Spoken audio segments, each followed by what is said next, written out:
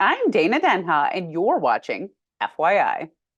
Art can make any home or business that much more special, whether it be a painting, a sculpture, or even a quilt. But one local business is making their installations a showpiece. Motawi Tileworks recently created a one-of-a-kind piece dedicated to Ann Arbor during the city's bicentennial year. Watch the tile making process next. Established in 1992, Motawi Tileworks has been making an impact on the design world with their unparalleled creations. Nothing else looks quite like Motawi, so there's something distinctive about the way that I put shapes and color together. There's an artistic stamp. Noelle's vision has created unexpected artistic collaborations. I have lots of books, and I basically look through and see what catches me. So it's an issue of, I would say, personal enchantment. And then I also actually work with other artists whose work I admire and feel like it lends itself to Motawi's tile making technique. And I have licensing agreements with those people, including Frank Lloyd Wright, who's not around anymore. Think of that as a collaboration across time. The tile are pressed, they dry, air dry, they get fired one time, and in the ceramic world we call it a bisque firing, so they become as hard as a stale biscuit and a little bit porous. Motawi's process is key in the creation of these distinctive textiles. So then we apply the glaze either by dipping the tile in glaze for our installation tiles or by bulb glazing, and then we fire them again. And the glass melts, it fuses to the clay body, and then you have a tile. When I was in art school, you could make one amazing thing, and that was great, and you didn't have to repeat it. Of course, in manufacturing, you have to make the same beautiful thing pretty much the same every day, and so process becomes critical. What I want to do is enrich people's lives with the beautiful products that we make, and of course the way that I run the company. For more info or to schedule a tour of the facility, visit motawi.com. Stay tuned, and we'll be back with more in exactly 30 seconds.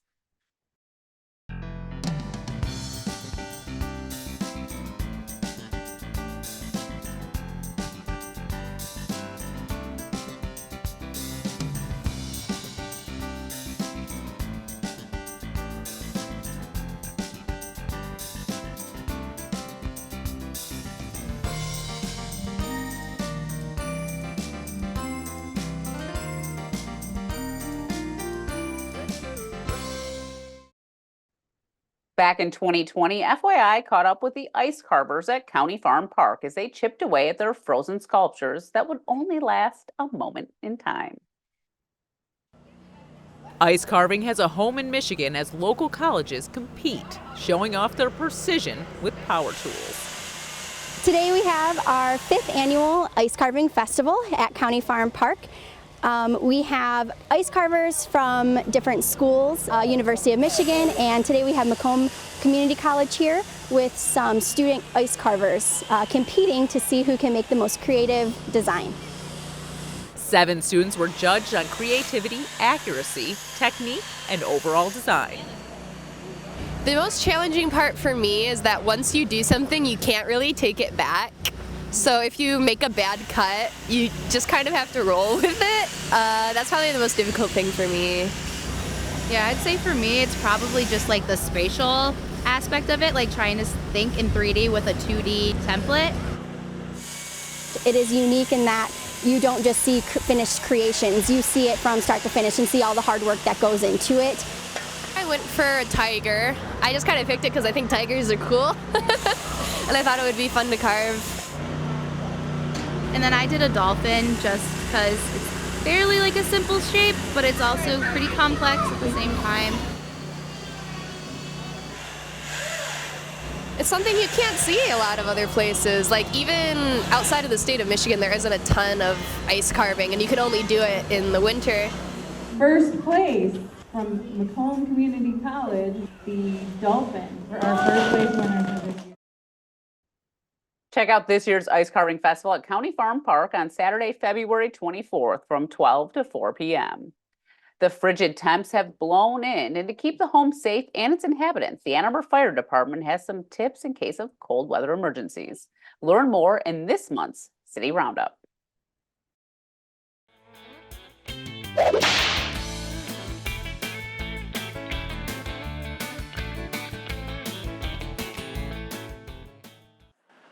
Hi, I'm Sydney Parmenter, the Emergency Management Coordinator with the City of Ann Arbor.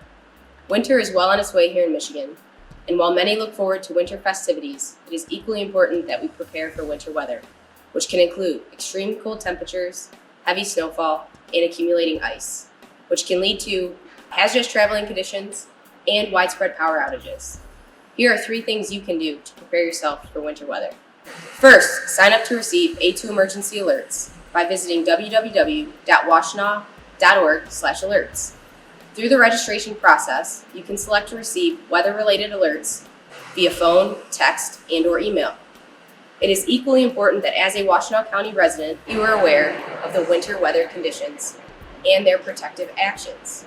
In addition to a watch, advisory, and warning, the county may issue a winter weather condition red or yellow.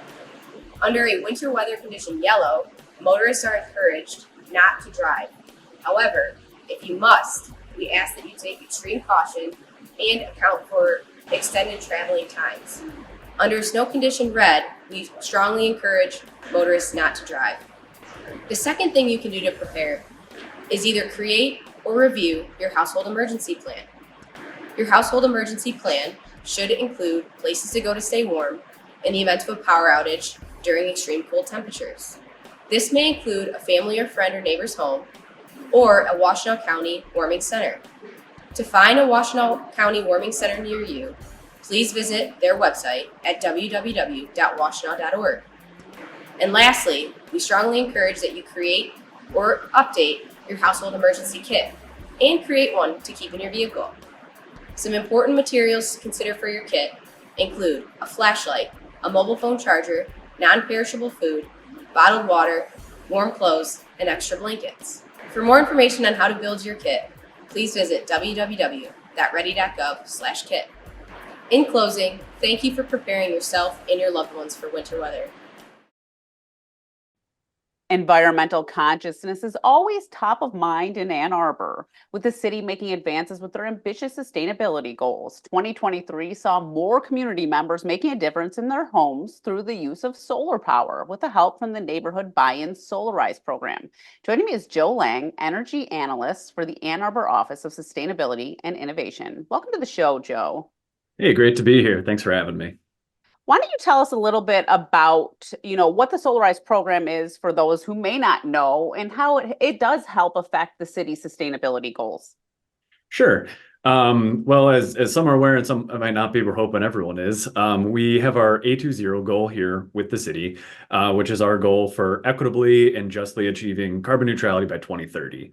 A lot of things go into that, but one of the big ones is powering our electricity with 100% renewable energy. A big part of that here is going to be through solar.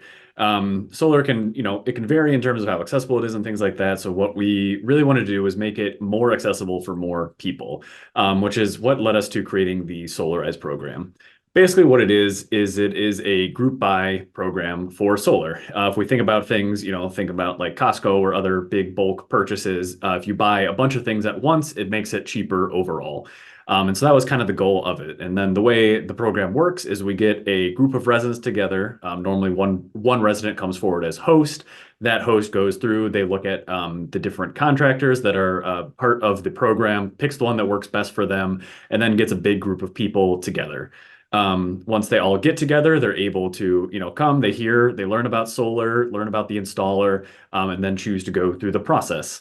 And then the way it works, people all go through it. They're all able to buy it once, which allows for them to get that group discount. And the discounts for everyone that moves forward as part of the group, because the installer is able to offer that because they're not going out and doing 40 different sales pitches, tracking down 40 different leads. Instead, it's everyone all at once. So they're saving on those soft costs there, which they can then pass off to the consumers who are able to purchase solar with that group discount. Does it matter, like, let's say I were to host Would it Mhm. matter where the people live in Ann Arbor that I am bringing on? No, and we're actually open to all of Washtenaw County. When Okay. we first started it, we thought, oh, Ann Arbor, and we even thought like, oh, just purely one neighborhood at a time. But as we worked with installers, they're like, we're already doing this work all over. So really, as long as they're within Washtenaw County, that's a good geographic footprint for them. Can you talk about how, people can save money up front, really, when they're buying in with their neighbors, but then they're saving money over time as well? Because I think we've all seen our DTE bills kind of skyrocket this last couple years. Yeah, absolutely. And yeah, so like we kind of mentioned, the big part with Solarize is that upfront discount. You're able to get together, get that group discount. Generally is 15% off of the overall purchase. Another big factor that comes into it, it's both at like upfront, but sort of over time. But right now with the Inflation Reduction Act, there's a 30% tax credit for the purchase of solar. So after you've taken that 15% off for Solarize, you're able to then take that 30% tax credit that comes back during your tax refund. But yeah, additionally, solar has big savings over time. The way to think about it is, as solar is being produced, that's just less energy you have to buy from the grid. And the nice way to think about it too is kind of when you purchase your solar, whether that be a one upfront purchase or you purchase it through financing, you're kind of paying it off over time. That price is locked in. You pay it once and it's at there, but as we've seen, like you mentioned, our electric rates go up over time. And as they go up, that's just further savings because you're kind of already locked into that, that initial savings. You might not be covering 100% of your electricity bill with solar, but for the amount that you are covering, that's just cost savings as you go, and that just increases over time. Well, I think another concern that a lot of people have had, especially with DTE, is that it's been unreliable. I think that's how we feel, especially here in Ann Arbor, because we've all dealt with long, extended power outages these last couple of years. I know I've had multiple ones. My neighborhood's always one that is power. The power's always out. When the power's out in Ann Arbor, my house is out. So I think you hear a lot of people talking about generators and stuff, but the solar panels can assist with that. Yeah, absolutely. Solar, when you pair it with a battery, is going to be able to help with that. The general way you think about it is again, solar, the sun is shining, even if it's not super bright out, it's a little cloudy, it's still producing energy. And then that can be stored in a battery and is able to continue operating over time, even during a power outage. We've had a couple cases of it where people who've gone through the Solarize program or other that we're familiar with, they've talked about their story. A couple of them, for instance, when we had that ice storm back in February of 23, we had a couple of people talk about it, and they were able to continue operating pretty normally. It didn't fully cover everything, but it was able to cover like their core features. They were able to still operate. They're still able to work from home during that time period, be able to stay, mostly warm.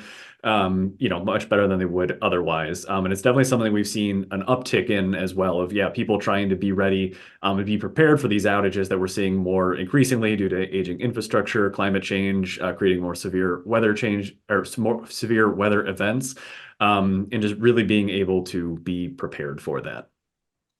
Will the panels with the battery backup work better in the summer because of the sun? But you get, like if you have an outage, will you have more available at your house? Yeah, generally we do, as we're all familiar with, our Michigan winters are very gray. But even during that, you're not producing obviously as much in the summer. Were it to happen again, you're going to be better off in that case. But like I mentioned, we did have people in, during that was February, so still winter, still a little cloudy, and they were still kind of able to continue operating during that. Might just be a little less. You might have to kind of, maybe be a little more considerate of what energy you're using and stuff like that. Don't need to be like cranking on your hot water heater for, an hour long shower, which shouldn't be doing anyway. But, if you were, you're going to be running through that pretty quick.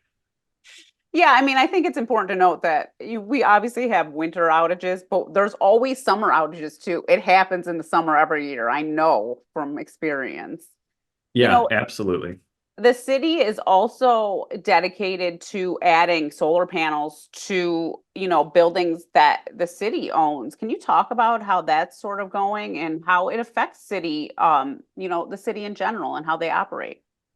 Yeah, absolutely. I think we have a couple different ways that we think about it. One, just in general, similar to any commercial building or similar to, residential homes, getting solar, one, it's going to help us meet our goal of being, 100% renewable energy. But it also has those cost savings. And the solar panels we have are, once they're up there, you're getting those energy savings. We're saving money on our utility bills as we go, which we can use to reinvest back into all sorts of other city programs, maintenance, things like that.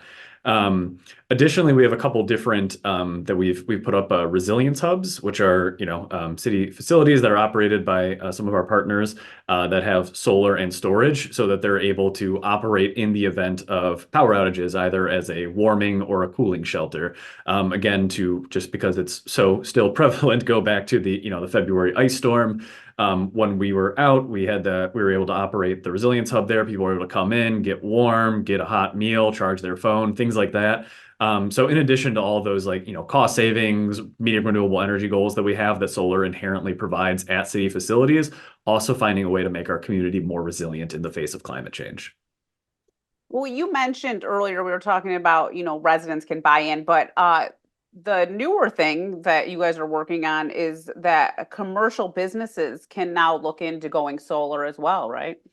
Yeah, absolutely. We have a program. It's run by the 2030 district here in Ann Arbor, called Commercial Solarize. Basically, what it is, it's a free technical assistance program to kind of help businesses, commercial entities navigate the solar process. We know not everyone's familiar with the landscape. It'd be kind of confusing. Maybe you got like a couple different buildings and you don't know how they all work together.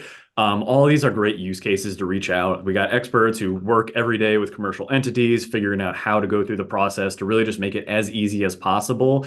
So you don't have to spend, all those extra hours figuring out those things that someone already knows how to do, to really help businesses and commercial entities move along the process much easier. Yeah, I'm sure if you're doing your own research, you can kind of end up down a rabbit hole and then you need to climb your way out. Absolutely. Talk about the 2023 was a pretty big year for residents getting solar on their house. Talk about how these numbers are growing and how we hope to see them continue to grow. Yeah, absolutely. We had, we have metrics tracking all the way back to 2008, looking at solar installations here in Ann Arbor. But 2023 was our highest year on record. We had a combined 232 installations. That includes 218 residential installations, 6 city installations, and 8 commercial installations. I think, it's hard to, fully parse out exactly what is the why we're seeing that. But I think, again, some of the big things are Solarize. Having that upfront discount, about half of those installations on the residential side were from Solarize. We can see this program started back right at the tail end of 2019. And if you look at the metrics of how it's grown, our solar was semi-steady around like 10 to 20 installations before then. And then starting in 2019, that's grown exponentially. So that's a big part of it. Additionally, like we said, there's been the tax credit before, but it's recently been extended and increased a little bit. So that 30% tax credit is super beneficial to people to kind of help as you go forward. Because again, that's just money back in your pocket in addition to the energy savings you're going to see. And I think part of it is things have kind of steadied a little bit. We saw some, as with everything over the past few years, fluctuations in supply, which, created, a little bit of backlogs. Solar prices were increased at the time. They're coming back down to where we were seeing them. So all in all, it's a very good market time to get solar, in addition to all the other reasons people are looking at solar, like we mentioned, for people looking at resilience as we're facing more and more outages, as well as people who just personally are interested in, doing what they can for the climate. I think it's really a testament to all of you that work at the Office of Sustainability and Innovation too, because I think, you mentioned 2008 and then 2019 when you really started doing the Solarize program. I don't think a lot of people really knew how solar was going to affect them. I think in the past there was sort of like this negativity to it, like, oh, it looks bad on your house. It was more like an aesthetic thing, and people didn't really like see the big benefit in it. But you guys talk about it so much, and I think that then once people start doing it, other people start doing it. Like if I had it, my neighbor would be like, "Hey, how are those solar panels treated?" Like people notice, your neighbors notice stuff, and then they ask you how things are going, and then they're interested. So I think this word of mouth thing is really making it grow exponentially. Yeah, absolutely. I think one of my favorite statistics is what is the number one indicator of someone getting solar, and that's their neighbor has solar. I think exactly like you said, it's kind of a it's an investment. There is an upfront cost, and that can be scary. But you know someone, you're able to talk to them, you're able to hear their real experience. It just helps put that so much at ease, and that's why again part of the reason I think so, or probably the main reason Solarize is so successful is that it's real residents getting together, talking about it together, and going through the process. It's not, again, not some installer going door to door, knocking and saying, "Hey, I'm here to sell you something," or, again, us here in the city doing the same thing, going like, "Hey, you should get solar. It's great." But rather, it's all that together plus residents talking with each other and just, moving forward as a community and then becoming further change agents to get more solar throughout the city as well. So if you wanted to be like the point person to start the buy-in, what do you have to do? Do you go on the website? Do you email someone at the office? How does that work? Yeah, two main ways. I mean, one, you can always go to our website, a2gov.org/solar. On there, it's got all my contact information. The other way is just reach out to me. Send me an email, jlange@a2gov.org, and we're going to chat.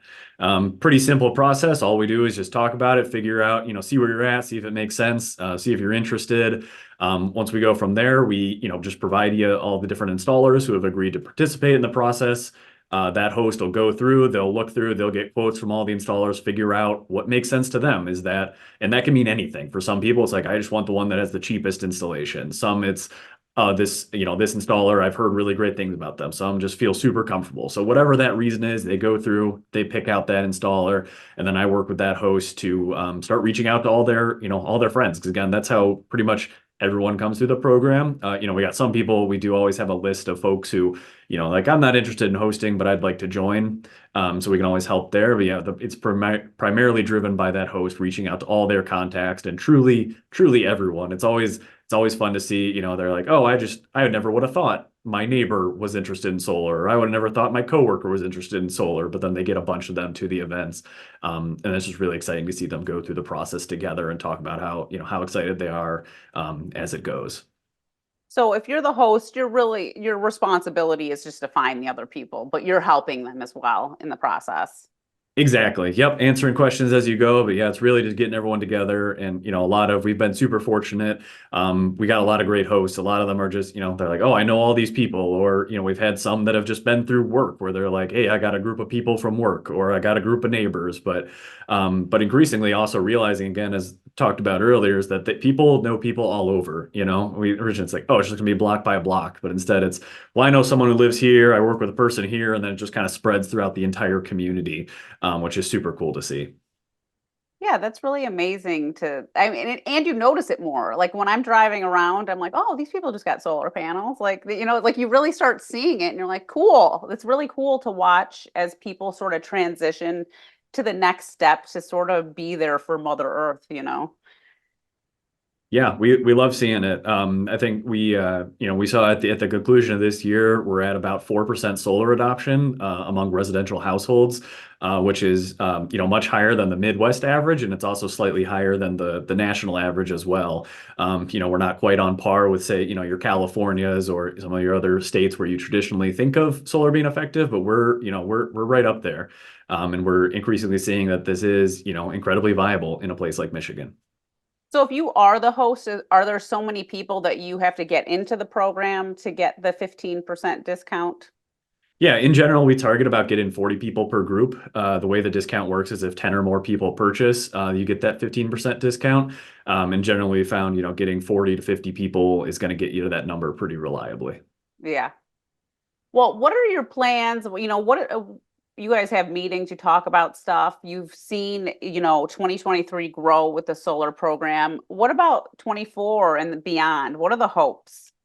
Yeah, we just want to keep building. Like I said, 2023 was a record. We want 2024 to be a record as well. And I think we absolutely can do that. So far, just we're talking here at the end of January, we already have one group that's up and running. We got another one that's kicking off in the beginning of February. And so the plan is just to keep going. Over the past year, we've got a couple more installers who are a part of the program. So, there's interest on, the installer side, which is just as crucial. But we also just just constantly have people reaching out, which is very exciting because, you know, at the end of the day, like I could be like, hey, let's do a group. And if no one's there, you can't really do a group. So, you know, the interest is clearly there. The interest is growing. And every day I'm talking to people every day. You know, more people are learning about solar, more people are interested in moving forward. So yeah, our goal for 2024 is just to continue growing to you know, beat what we did in 2023, which is already great, and just seeing how far we can go to get more solar throughout Ann Arbor as we continue to work towards our A20 goals. Well, before we go, if you were talking to someone that was maybe teetering on the fence, why would you tell them to actually just take the plunge and do it? Yeah, I mean, I'd say the first thing is just come out and learn. You know, there's at these meetings, there's no requirement that you have to go forward and purchase solar, but It's just not a come. timeshare.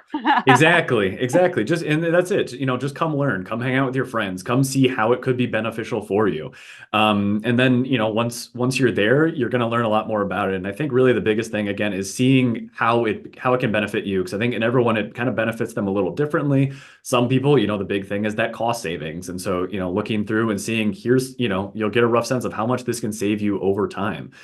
For other people, you know, talking more about, oh, here's how you can increase your energy independence. You know, you're in control of your own energy. You're in control when there's an outage, things like that. And then also just here's, you know, here's what you can do to help the planet. You know, we're all working on this together. We're working on it here as a city. Our country's working on it. And so here's how we can all work together to achieve those common goals. There's really so many ways that there can be benefits. So let's get together, let's talk, and let's see what the benefits are for you. Well, thank you so much for being on the show, Joe. Yeah, thank you for having me. For more on this and other programs, visit a2gov.org/CTN. Visit youtube.com/CTN Ann Arbor to see all that we have to offer. And remember to like, subscribe, and ring that notification. Thanks for watching, and tune in next time to FYI.